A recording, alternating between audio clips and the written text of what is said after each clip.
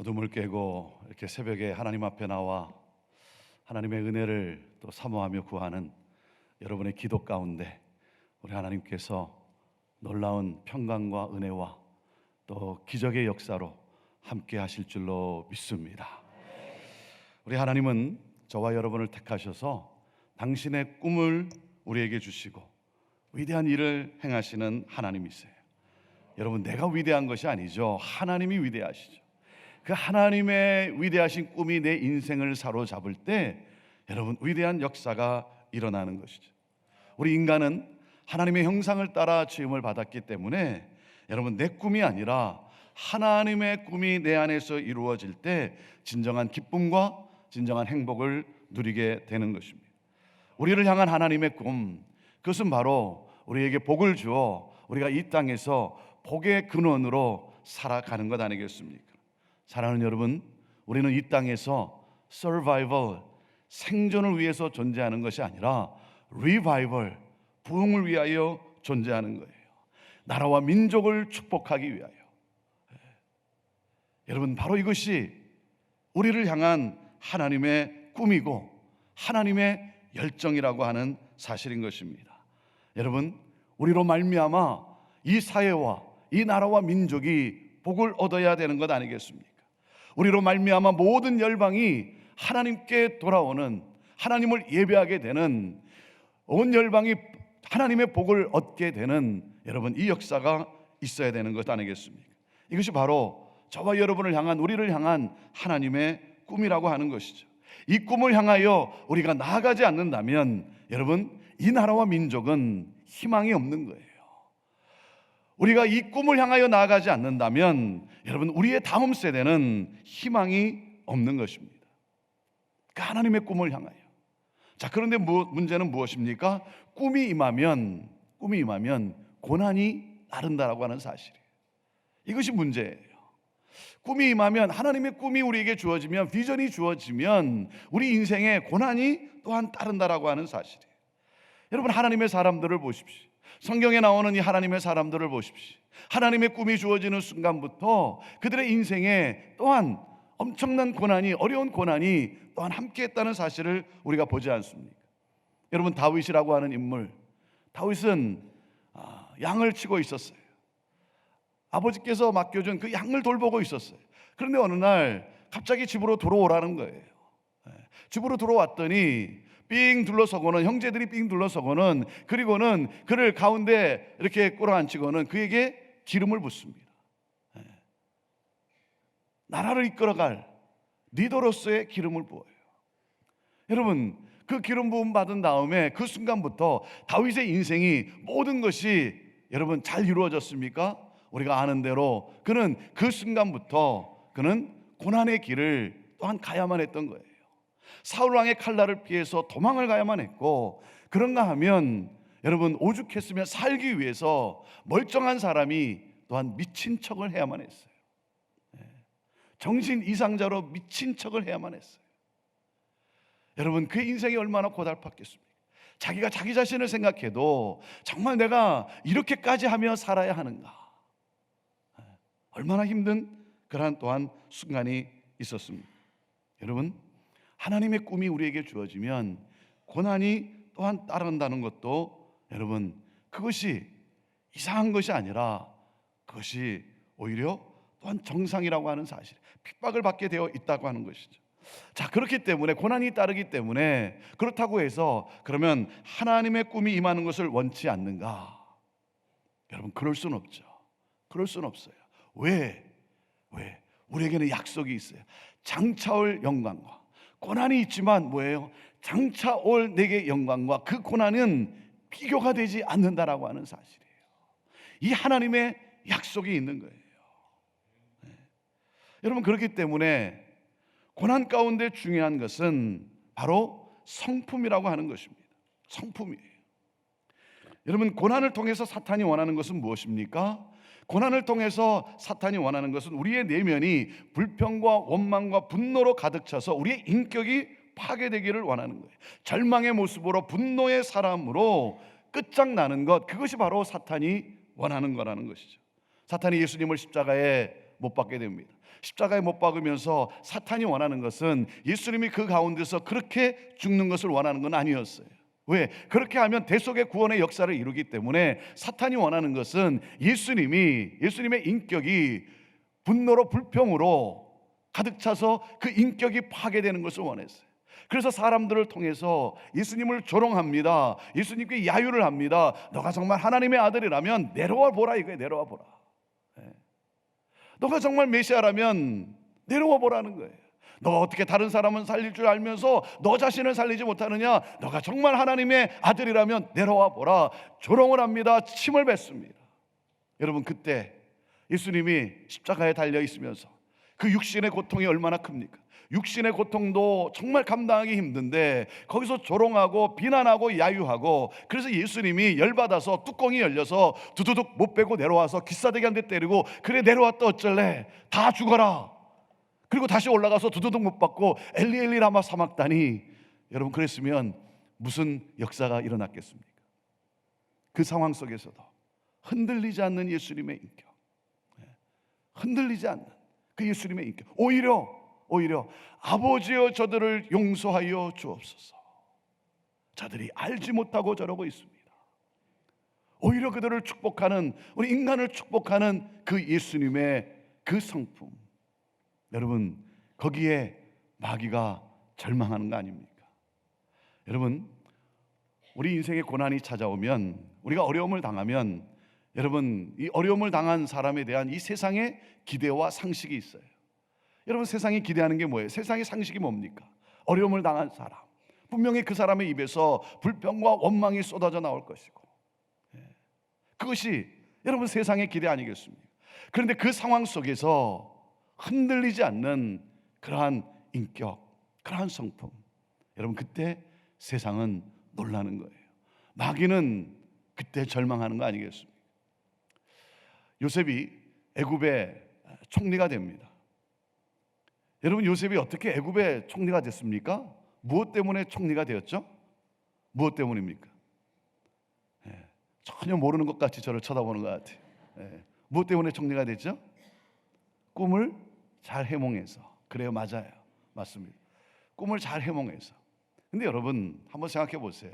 꿈을 잘 해몽했다, 그것 때문에 여러분, 그 애굽이라고 하는 나라의 왕이 그 죄수를 여러분 총리의 자리에 앉혔을까요? 저는 요셉의 그 찌그러지지 않는 그 성품 때문이라고 봅니다. 이 바로 왕이 꿈을 꿨어요. 그 꿈이 그를 굉장히 복잡하게 만들어요. 힘들게 만들어요. 그래서 할 수 있는 대로 유명하다는 사람을 다 불러 모았어요. 그리고 설명을 하는데, 그리고 들어보는데 마음이 그래도 시원치가 않는 거예요. 평안이 없는 거예요. 그러한 모습을 보는 한 신하가 자기와 함께 있었던, 그 감옥에 함께 있었던 요셉이라고 하는 이 청년이 생각이 났어요. 이 히브리인, 노예로, 죄수로 감옥에 있는 이 요셉으로부터 도움을 받았던 이 신하가, 그 요셉이 생각이 났습니다. 그래서 왕이 하도 힘들어하니까 요셉이라는 사람을 좀 불러서 좀 들어보면 어떻겠습니까? 이 바로 왕이 너무나 힘드니까 그 요셉을 불러드립니다. 여러분, 요셉을 불러드리면서 그가 가지고 있었던 기대와 생각은 뭐였겠습니까? 찌그러질 대로 찌그러진 한 인간의 모습 아니겠습니까? 분노의 칼을 갈고 있는, 내가 여기서 풀려나기만 하면 나를 여기에 쳐넣은 사람들 두고 봐라, 내가 다 없애버리고 말겠다라고 하는, 그가 기대했던 모습이 어떤 모습이었을 거예요? 찌그러질 대로 찌그러진 그 모습 아니었겠습니까? 분노의 그 모습. 그런데요, 이 바로 왕의 선 이 요셉, 바로 왕은 그러한 기대와 그러한 상식을 가지고 그를 보았는데 그의 얼굴빛이 다른 거예요. 그리고 그의 입에서 나오는 언어 하나하나가 다른 거예요. 거기서 그의 이 요셉으로 말미암아 그 영이 감동을 받기 시작합니다. 감동을 받아요. 사랑하는 여러분, 그렇기 때문에 우리가 고난이 왔을 때 어떻게 반응하는가, 그것이 중요한 거예요. 창세기 37장에서 50장은 요셉의 이야기입니다. 요셉의 인생을 보면 꿈으로 시작을 했지만 갈등과 미움과 배신, 그의 30년의 인생이 제대로 된 적이 없어요. 요셉은 꿈 때문에 형제들에 의해서 경쟁과 미움과 질투의 대상이 되었고, 그리고 구덩이에 던져지고 맙니다. 다시 꺼내서는 미디안 상인들에게 노예로 팔려가요. 형제들은 요셉을 버려버립니다. 사랑하는 아들에서 갑자기 노예로 전락해버리고 말아요. 사랑하는 아들에서 갑자기 노예가 돼버린 거예요. 보디발의 노예로 11년간을 살아갑니다. 열심히 일했습니다. 성실하게 일했어요. 그런데 어느 날 보디발의 아내가 유혹을 합니다. 그 유혹을 단호히 물리쳤고 그 대가로 감옥에 던져지고 말아요. 삶이 이제 좀 회복이 되는가 싶었는데 더 엉망이 되고 말았어요. 감옥에서 바로의 신하들을 도와줍니다. 그들에게 좀 잘 되면 나를 좀 생각해 달라고, 나를 좀 풀려나게 해달라고 부탁도 해보았어요. 그런데 잊혀져 버리고 맙니다. 그렇게 2년을 보내요. 17살의 나이에 형제들에게 버림을 받고 노예로 13년간, 그리고 죄수로 23년간 노예와 죄수로 살아갑니다. 그런 그가 30세의 나이에 죄수의 신분에서 총리가 돼요. 구덩이에서 궁전으로 옮겨집니다. 여러분, 어떻게 그렇게 될 수 있었을까요? 그것은 바로 어떠한 상황과 환경 속에서도 찌그러지지 않는 요셉의 성품 때문이라는 거예요. 여러분, 모든 상황과 환경이 내가 생각한 것과 정반대로 진행될 때, 내가 꿈꿨던 것과 정반대로 진행될 때 여러분은 어떻게 반응하십니까? 어떻게 행동하십니까? 요셉은 3가지로 반응했다라고 그렇게 요약해 볼 수가 있어요. 첫째, 성실하게 책임을 다했습니다. 성실하게 책임을 다했어요. 그리고 둘째, 선한 양심과 정직성을 지켰어요.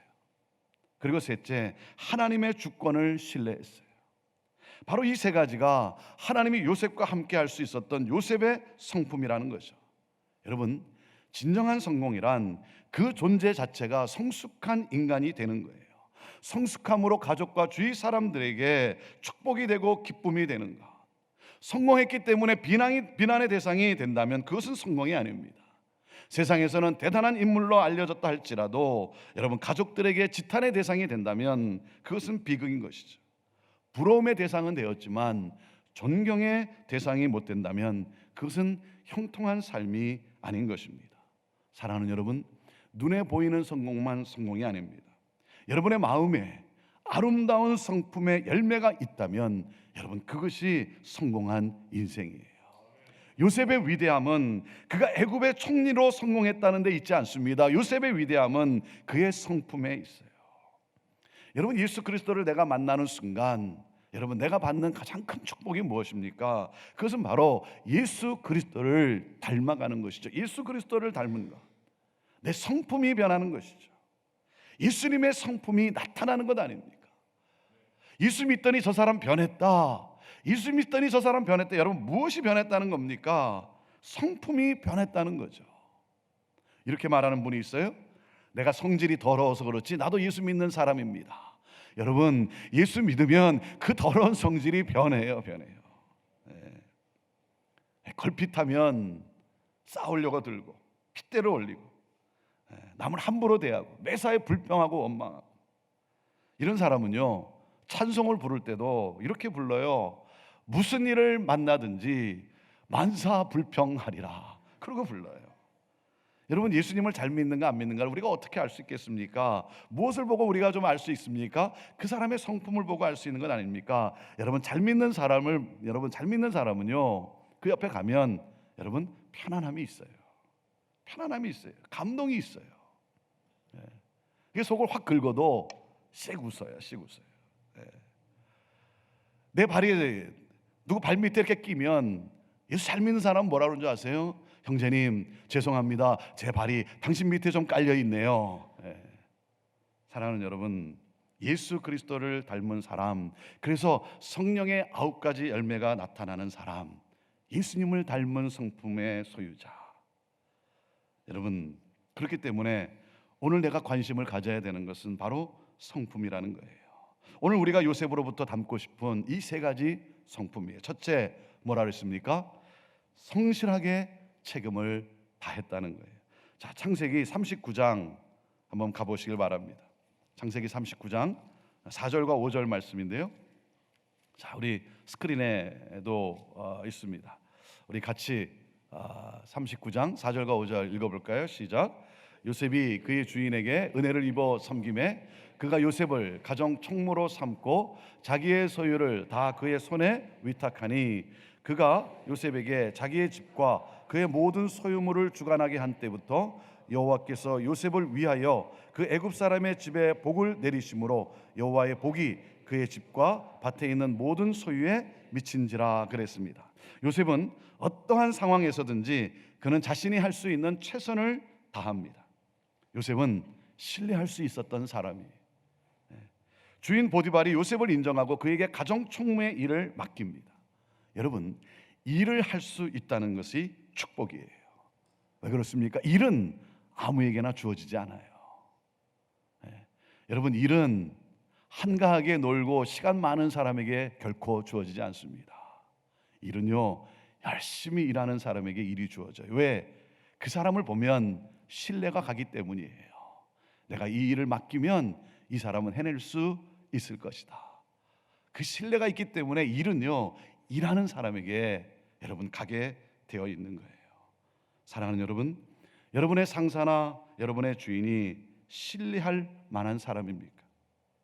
여러분을 신뢰하고 결정권을 맡길 수 있어야 돼요. 키를 맡길 수 있어야 돼요. 주어진 직장에서, 그래서 일터에서, 내 사역지에서 여러분 최선을 다하는 거예요. 여러분, 절대 일터에서 일하는 시간에 성경 보지 마세요. 일하는 시간에 큐티하지 마세요. 하나님을 믿는다고 하면서 그 직장에서 성실하게 책임을 다하지 않으면 오히려 하나님의 영광을 가리고 마는 거예요. 여러분의 일하는 모습이 여러분 영적인 영향력으로 나타나야 되는 거예요. 사람들은요 요셉의 일하는 모습에서 하나님의 영이 요셉과 함께 한다는 사실을 보았어요.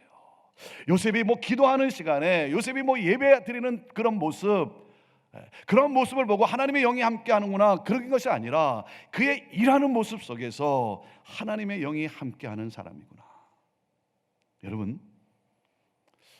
여러분은 하루에 몇 시간을 주의 영광을 위하여 드립니까? 여러분 일주일 평균 여러분은 하나님의 영광을 위하여 여러분 몇 시간을 드립니까? 그러면 우리는 어떻게 생각합니까? 우리는 대개 어떻게 계산하냐면, 이렇게 주일날 교회 나와서 예배하는 시간, 모임 갖는 시간, 이렇게 새벽 기도하고 주중에 나와 성경 공부하는 시간, 그것만을 생각을 해요. 그래 봐야 여러분, 그거 다 합쳐봐야 일주일에 20시간 정도밖에 되지 않아요.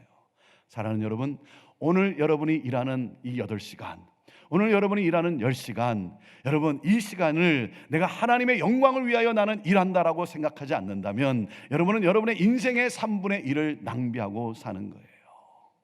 사랑하는 여러분, 오늘 내게 주어진 이 하루 가운데, 오늘 내가 일하는 내 직장에서, 내 일터에서, 내 가정에서 보내는 시간 가운데 나는 오늘도 이 시간 하나님의 영광을 위하여, 하나님의 기쁨을 위하여, 꿈을 위하여 나는 일하고 있다. 여러분 이 자각이 있어야 돼요. 그럴 때 여러분 내 모습은 달라져요. 내 행동이 달라진 것 아닙니까? 거기에 하나님의 영이 함께하는 놀라운 여러분 영향력이 나타난다고 하는 것이죠. 한번 이렇게 생각해 보십시오. 자, 내가 천부를 받을 수 있는 사람인데 너무 직장이 없다 보니까, 짭이 없다 보니까, 자 그래도 나는 일을 해야 되니까 내가 100불 받는 자리에 있다라고 생각해 보십시오. 내가 1000불 받을 수 있는 그런 능력이 있는 사람인데, 근데 제가 지금 100불 받는 그러한 직장에, 그러한 곳에 내가 있다고 생각해 보십시오. 여러분 그 자리에서 내가 이런 일이나 할 사람인가 투덜거리고 원망하고, 그래서 대충대강 그냥 100%어치의 여러분 일을 합니까? 여러분 비록 100불 버는 그런 일이지만 내가 1000불 벌을 수 있는 그런 능력이 있기 때문에 그 자리에서 내가 열심히 성실하게 책임을 다할 때, 그럴 때 사람들은 그를 주목하기 시작해요. 그리고 1000불 받는 그 포지션이 오픈되었을 때 여러분 그 사람을 스카우트하게 되어 있는 거예요. 사랑하는 여러분, 요셉은 그가 그 보디발의 가정에 들어감으로 말미암아 성경이 뭐라고 말하고 있습니까? 그 가정이 복을 받았다는 거예요. 사랑하는 여러분, 여러분이 이 공동체에 있기 때문에 이 공동체가 형통의 복을 누려야 되는 것 아니겠습니까? 여러분이 이 교회에 있기 까닭에, 여러분이 성가대에 있기 까닭에, 여러분이 전도부에 들어가 있기 까닭에, 친교부에 들어가 있기 까닭에 여러분으로 말미암아 거기에 새로운 전환점이 일어나야 되는 건 아니겠습니까? 요셉은 비록 노예였지만 요셉 때문에 주인의 집이 복을 받게 되었어요. 여러분 때문에 주인이 복을 받아야 되는 거예요. 여러분 때문에, 우리 때문에 이 사회가 복을 받아야 되는 거예요. 성실하게 책임을 다하십시오. 이것이 바로 하나님이 요셉과 함께 하신 요셉의 성품이고 형통의 성품이었습니다. 자, 두 번째, 선한 양심과 정직성을 지켰습니다. 자, 39장 9절 말씀, 39장 9절 말씀입니다. 읽습니다. 시작. 이 집에는 나보다 큰 이가 없으며 주인이 아무것도 내게 금하지 아니하였어도 금한 것은 당신뿐이니 당신은 그의 아내임이라. 그런즉 내가 어찌 이 큰 악을 행하여 하나님께 죄를 지으리까. 요셉은 내적인 아름다움이 있었을 뿐만 아니라 외적인 용모도 준수했다고 성경은 그를 소개하고 있습니다. 여러분, 그런 요셉에게 매력을 느끼는 것이 당연하지 않겠습니까? 보디발의 아내가 요셉을 유혹합니다. 요셉 또한 청년의 나이에 흔들리지 않았겠습니까? 자신의 의지와 상관없이 노예로 팔려온 인생이에요. 꿈도 이제 끝난 것 같고 힘들고 어려운데 양심이 무슨 상관이야? Who cares? 아니, 세상은 거꾸로 가고 있는데 무슨 도덕과 양심과 정직성이 필요하냐? 남들도 다 그렇게 하는데.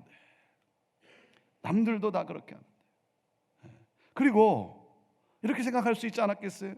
주인의 아내와 사이좋게 지내는 것이 좋지 않겠는가? 왜? 이 사모님에게 잘못 보이면 앞으로의 진로가 어떻게 될지 예측할 수 없는 상황 아닙니까? 거절할 경우 그의 미래가 아득할 수도 있는 상황이에요. 그런데 거절을 해요. 그 거절한 결과로 감옥에 던져지게 되었습니다. 보디발의 아내는 요셉의 겉옷을 빼앗았어요. 그러나 요셉의 선한 양심과 정직성은 빼앗기지 않았어요. 왜? 그런 이런 고백을 합니다. 나의 주인이 나를 신뢰하고 있기 때문이고, 그리고 내가 어떻게 하나님께 죄를 지을 수 있는가? 다른 사람을 향한 그 충성과 하나님을 향한 그 사랑으로 양심을 지켰던 사람이에요.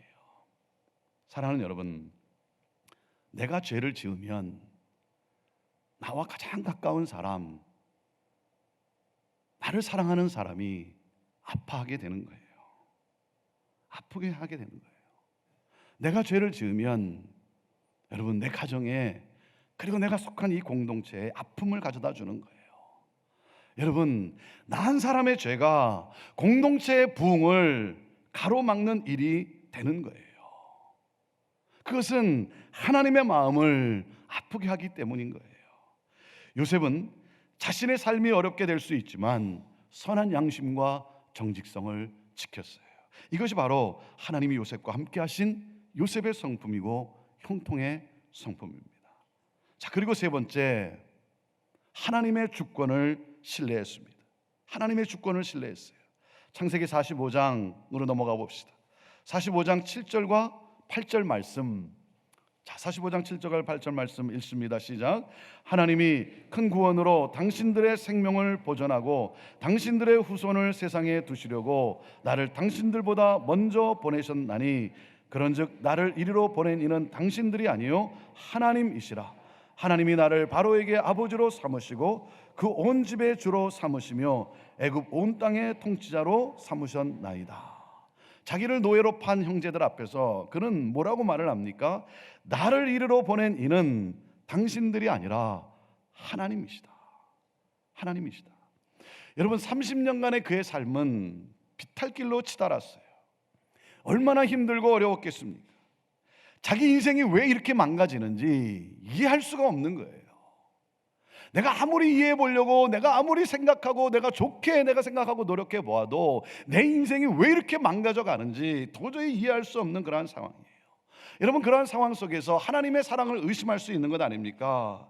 하나님, 아니 하나님이 내게 주신 꿈 아닙니까? 내가 언제 하나님 꿈을 달라고 했습니까? 하나님이 나에게 나타나서 하나님이 주신 꿈인데 하나님 이게 뭡니까? 하나님은 정말 나를 사랑하십니까? 하나님은 나를 향한 선한 계획을 가지고 계십니까? 하나님은 나를 생각지도 않아. 하나님 날 잊어버렸어. 여러분, 분노의 사람으로, 찌그러진 인생으로 마감할 수도 있었어요. 그런데요, 이 요셉은 끈질긴 믿음을 소유했어요. 그의 꿈은 그를 노예로 전락시켜 버렸어요. 그의 정직성은 그를 감옥으로 내몰았어요. 다른 사람을 섬긴 일은 아무런 보상도 주어지지 않았어요. 그런데 여러분, 분노하지 않았어요. 분노와 어울리지 않았어요. 사랑하는 여러분, 분노와 어울리지 마십시오. 분노와 어울리지 마세요. 저에 관한 내용이 좀 있는 그 스토리라 좀 죄송하지만 제가 하나님의 음성으로 들었기 때문에 여러분에게 이 한 스토리를 소개하고자 합니다. 저희 교회가 이전을 결정하고 그리고 이제 건물을 짓기 위해 땅을 보러 다니던 때였어요. 땅을 보러 다니는 때인데 마켓에 나와 있는 그 땅을 가서 보면 그 땅이 좋으면 그러면 너무 우리가 감당할 수 없는, 그래 값이 비싸고, 그리고 이 값이 싼 땅을 가 보면 거기는 문제가 좀 너무나 많은 거예요. 그래서 이렇게 아무리 다녀봐도 이렇게 우리가 어떻게 결정할 수 있는 그런 땅이 안 되는 거예요. 값이 싸면 땅에 하자가 많고, 땅이 좋으면 값이 너무나 비싸고. 그런 가운데 어떻게 결정을 했냐면, 우리가 마켓에 나와 있지 않지만 우리가 한번 찾아보자. 우리 하나님께 기도하면서 하나님이 우리를 어디로 인도하실지, 하나님이 어느 곳에 하나님이 예배하셨는지 우리가 기도하고 우리가 찾아보자. 그리고 이제 찾아 나서기를 시작했어요. 그리고 정말 이곳이 하나님이 우리에게 주실 곳이다, 우리 교회가 세워질 그러한 곳이겠다 하면서 그 이제 에이전트를 통해서 그 주인에게 한번 노크하도록 그렇게 했어요. 여기에 교회를 세우기를 원하는데 그 땅을 교회에 좀 팔았으면 좋겠다. 그리고 이제 명함을 이제 건네 주었습니다. 그런데 한 달쯤 되었을 때 이 주인으로부터 연락이 오게 된 거예요. 에이전트를 통해서 연락이 왔어요. 연락이 왔는데 어떤 연락이 왔냐면, 여기다 교회를 짓는다고 하는데 담임 목사를 한번 만나보고 싶다는 거예요. 담임 목사를. 여러분, 뭐 보통 매매라는 게 그렇게 이루어지지는 않잖아요. 서로 에이전트와 에이전트끼리 서로 이렇게 주고받고, 그래서 어느 정도 합의가 되면 이제 거기서 이제 사인하고 결정하고 뭐 돈 건네주고 뭐 그런 건 아니겠습니까? 그런데 이 주인이 담임 목사를 좀 만나보고 싶대요. 담임 목사를 만나보고 싶은데 자기 집으로 좀 왔으면 좋겠대요. 자기 집으로. 그래서 이 주인이 땅을 팔 생각이 있구나. 그래서 내가 이 주인을 만나면 이 땅이 얼마나 축복받을 땅인지, 당신이 소유했던 땅이 얼마나 복을 받을 땅인지 내가 이 주인에게 비전을 쫙 잘 설명해서 그 마음을 감동시켜야 되겠다. 그리고 열심히 준비를 했어요. 자기 집으로 오라고 하니까 그것도 굉장히 이상한 일 아닙니까? 자기 집으로 좀 왔으면 좋겠대요. 그래서 그 에이전트하고 우리 건축위원장 장로님하고 세 사람이 운전하고 그리고 갔어요. 그 집을 찾아갔어요. 그 집을 찾아가서 Hi, how are you? 그리고 인사하고 이렇게 뭐 집에 들어가서 잠깐 뭐 그냥 이런저런 인사 대화를 나누는데 한 10분도 채 되지 않았는데 자기가 바쁘다고 자기 나가야 된대, 가야 된대요. 그러면서 이렇게 나가달라는 거예요. 자기 바쁘다고. 아니 그러면 땅을 팔 건지 안 팔 건지 뭐 땅에 대한 얘기는 한마디라도 있어야 되는 건 아닙니까? 땅에 대한 얘기는 한마디도 없고요. 그냥 인사하고 이렇게 나누다가 자기가 바빠서 가야 되니까 나가달라는 거예요. 그랬더니 속에서 말이죠. 속에서 그냥 열이 나는 거예요. 무슨 이런 인간이 다 있는가? 아니 바쁘면 지만 바쁜가? 나도 바쁜데. 자기 집으로 와달라 그래서 여기 왔는데, 그러면 땅을 팔 건지 안 팔 건지 무슨 어떤 생각이 있는지 말이라도 해줘야지. 아무 말도 없고 자기 바쁘다고 가야 된다고. 무슨 이런 인간이 다 있나 말이죠. 물론 이런 X가 다 있나 말이죠. 이 속에서 말이죠. 열이 올라오는 거예요. 안 되겠더라고요. 이 인생을 내가 좀 가르쳐야 되겠더라고요. 당신 그렇게 살면 안 돼. 그렇게 살면 무슨 복을 받겠는가. 내가 한마디 해야 되겠더라고요. 막 열이 올라와서 한마디 해야 되겠더라고요. 그래서 한마디 하려고 제가 다가가서 이렇게 어깨를 탁 이렇게 손을 이렇게 내미는 순간 이게 한마디 하려고 여기까지 올라왔는데 이 한마디 하지는 못하고요. 내가 당신을 위해서 한번 기도하겠다고. 내가 당신을 위해서 한번 기도하고 싶다고. 그리고는 뭐 하나님 God bless you 그러면서 엄청나게 막 하나님 축복해 달라고 한참 기도한 다음에 아멘 그리고 문을 열고 나왔어요. 네. 차를 타고 가면서요. 차를 타고 가는데 내가 너무 한심한 거예요. 아니 한마디 했어야지. 거기서 갑자기 God bless you 그러면서 말이죠. 내가 왜 그랬나 말이죠. 네. 내가 너무 멍청한 거예요. 멍청. 그 인간을 생각하면 막 열이 오르는 거예요. 자다가도 집에 와서 잠을 자다가도 벌떡 일어나가지고 막 열이 솟구치는 거예요. 그때 내가 한마디 했었는데 지금이라도 전화 걸어서 내가 한마디 해야 되는가 말아야 되는가. 네. 어떻게 이런 인생을 사는 인간이 다 있단 말이죠. 막 열이 나는 거예요. 생각만 하면. 근데 그 다음날 말이죠. 에이전트한테 전화가 왔어요. 전화가 왔는데 뭐냐면 주인이 땅을 팔기로 결심을 했다는 거예요. 제가 하도 어이가 없어서 아니 도대체 뭐 때문에 땅을 팔기로 했다고 합니까? 그랬더니 주인이 이렇게 대답을 했대요. 목사님의 인상이 너무 좋아서 땅을 팔기로 했다는 거예요. 목사님의 인상이 너무 좋아서. 제가 그때요 하나님의 음성으로 들었어요. 하나님의 음성으로 들었어요. 내 평생 내가 어떻게 살 것인가. 제가 하나님의 음성으로 들었어요. 사랑하는 여러분, 축복하면 축복이 오게 되어 있습니다.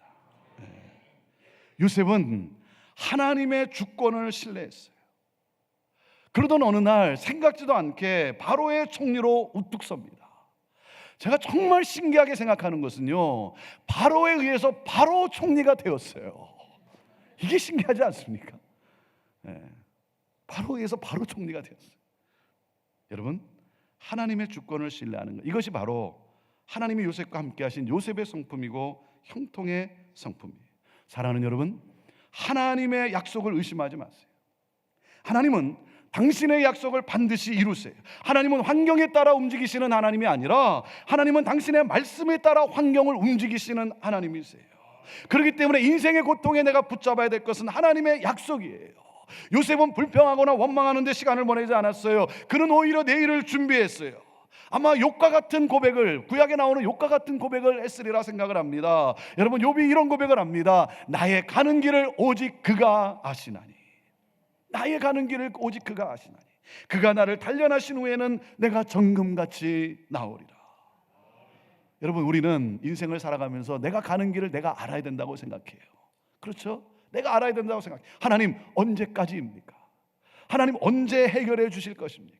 내가 가는 길을 내가 알아야 된다라고 내가 생각을 해요. 여러분, 그러나 여러분, 내가 알면 되는 것이 아니라 하나님이 아시면 되는 것 아닙니까? 하나님은 아세요. 하나님은 사랑하세요. 저와 여러분을 사랑하세요. 그리고 오늘도 함께 하세요. 나와 동행하세요. 사랑하는 여러분, 하나님은 아십니다. 하나님은 내 인생을 아십니다. 요셉은 애굽으로 팔려가면서 아마 하나님이 주신 그 꿈이 사라졌다라고 생각할 수도 있었을 거예요. 전혀 다른 방향으로 가고 있으니까 그는 끝났다라고 생각할 수도 있었어요. 여러분, 그러나 하나님의 생각은 달랐어요. 요셉이 가졌던 꿈과 요셉이 지금 정반대 방향으로 가고 있는 것입니까? 여러분, 그것은 반대 방향으로 간 것이 아닙니다. 점점 애굽의 궁중을 향하여 가고 있었던 거예요. 여러분, 고난의 길이라고 해서 여러분 꿈의 반대라고 여러분 생각하십니까? 결코 그렇지 않아요. 꿈을 향한 직행 코스였어요. 직행 코스였어요. 그렇기 때문에 사건을 사건으로만 보지 마십시오. 하나님의 인도하시는 손길을 기대를 가지고 바라보세요. 하나님의 안목에서 바라보는 지혜가 우리에게 필요한 거예요. 왜? 하나님을 사랑하는 자, 곧 그 뜻대로 부르심을 입은 자에게는 뭐라 그랬어요? 모든 것이 합력하여 우리 하나님께서 반드시 선을 이루어 주신다는 거예요. 반드시 선을 이루어 주세요. 사랑하는 여러분, 그래서 이 요셉은 오늘 우리가 읽은 본문 50장 20절에 이런 고백을 합니다. 당신들은 나를 해하려 하였으나 하나님은 그것을 선으로 바꾸사 오늘과 같이 만민의 생명을 구원하게 하시려 하셨습니다. 자신의 생애 속에서 나타난 하나님의 섭리를 보았어요. 사랑하는 여러분, 우리 인생에 어떠한 계절이 이르렀든지 그 상황 속에서 성실하게 최선을 다합시다. 정직함과 선한 양심을 지킵시다. 그리고 하나님의 주권을 신뢰합시다. 요셉은 그렇게 하였어요. 그럴 때 하나님은 그를 노예에서 총리로, 웅덩이에서 궁전으로 옮기십니다. 요셉은 버림을 받았지만 버리지 않았어요. 옷은 잃어버렸지만 선한 양심은 잃지 않았습니다. 사람들에게는 잊혀졌지만 하나님을 향한 믿음은 잊지 않았어요. 요셉의 위대함은 어떤 성공이나 성취에 있지 않고 그의 성품에 있습니다. 원수마저도 용서하는, 원수에게마저도 축복을 베푸는 그 성품. 그래서 요셉을 가리켜 예수님을 가장 많이 닮은 사람이라고 우리가 이렇게 말을 합니다. 사랑하는 여러분, 이 성품이 내게 있어야 되지 않겠습니까? 어떻게 해야 됩니까? 오늘도 이 시간 하나님의 도우심을 간구하는 거예요. 나의 노력으로 내 성품이 변화되는 것이 아니라 진정한 변화는 성령께서 능력을 주셔야 되는 거예요. 성령께서 역사하셔야 하는 것입니다. 사랑하는 여러분, 오늘 이렇게 고백하세요. 성령님, 나는 못하지만 성령님은 하실 수 있습니다. 내가 약할 때 나를 강하게 하시는 성령 하나님, 성령님, 이 상황 속에서 나는 도저히 견딜 수가 없습니다. 나는 어떻게 할 수가 없습니다. 그러나 주님은 나를 견디게 하실 줄로 믿습니다. 나는 이 관계 속에서 내가 어떻게 해결해 나갈지 나는 어떻게 할 수가 없습니다. 그러나 우리 주님은 하실 수 있습니다. 성령 하나님, 나는 이 문제를 어떻게 풀지 나는 도저히 알 수가 없습니다. 내가 어떻게 해결해야 할 수 있을지 나는 도저히 모르겠습니다. 그러나 주님은 하실 수 있습니다. 여러분, 매 순간 성령님을 의지하세요. 성령이여, 나는 할 수 없지만 당신은 하실 수 있습니다. 내게 은혜를 베풀어 주옵소서. 성령께 맡길 때 매 순간마다 성령을 따라 살겠다라고, 성령의 인도하심을 따라 살겠다라고 내가 고백하며 나갈 때, 사랑하는 여러분, 내 성품이 예수님의 성품과 매치가 되는 거예요. 그러면서 예수님의 성품이 나타나기 시작하는 거예요. 성령의 9가지 열매가 맺혀지게 되는 거예요. 그러므로 예수 그리스도를 닮은 성품의 소유자로 하나님은 우리를 세워 가실 거예요. 사랑하는 여러분, 저와 여러분의 생애가 요셉과 같은 예수님을 닮은 그러한 성품의 소유자로 살아갈 수 있게 되기를, 그래서 가정과 이웃과 교회 공동체와 그리고 나라와 민족과 열방을 축복하는, 하나님께로 이끄는 그러한 우리의 삶이 되기를 주님의 이름으로 축원합니다. 기도하겠습니다.